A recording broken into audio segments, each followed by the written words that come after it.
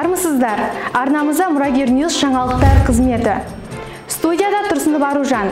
Алдымен бүгін көретіндеріңізге қысқаша тоқталайық. 102 жылдық тарихы бар мектеп шежіресінен сыр шертетін мұражай құндылықтары қандай? Мектебімізде абайтану шығармашылықты дамыту орталығы үйірмелер желісінің Абай атындағы мәжіліс залы ашылды. Оқуға құштар мектеп жобасы аясында IT, коворкинг, STEM орталықтары ашылды. Мектебіміз ұлы ойшыл ақын Абай Құнанбайұлының есімімен аталып, көптеген игі шаралардың куәгері болып жүргені белгілі. Осыған орай мектебімізде Абай мұражайы жасақталды. Мектеп мұражайы тарих айнасы. Мұнда мектебіміздің жетістіктері мен ұлы ақын Абай Құнанбайұлы туралы мәліметтер жинақталған. Бүгін бастауыш сынып оқушылары мен мұражай құндылықтар таныстыру шарасы өтіп жатыр. Мектеп мұражайынан ақын туралы қандай мәлімет білдің? Абай Құнанбайұлының өміріне қатысты біршама деректерді ата тегін білдік. Абайдың әлем әдебиетіндегі орнын зерделей отырып, Абай арқылы әлем мәдениеті сахнасынан көріне білуіміз керек екенін түсіндім. Садық Мансұр, арнайы Мұрагер Ньюс үшін.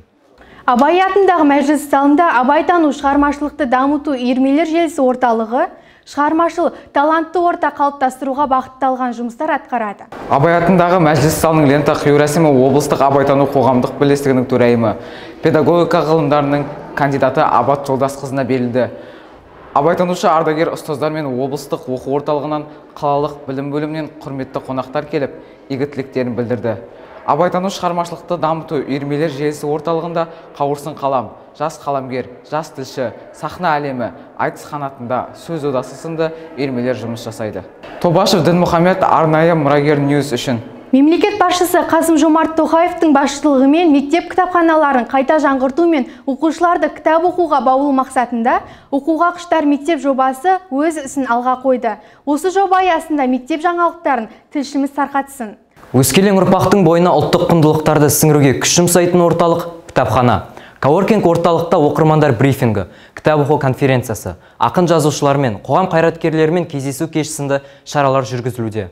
Оқуға құштар мектеп, оқуға құштар ұрпақ тақырыбында қаламыздағы кітап құрттары еріктілер тобымен кездесу кеші ұйымдастырылды.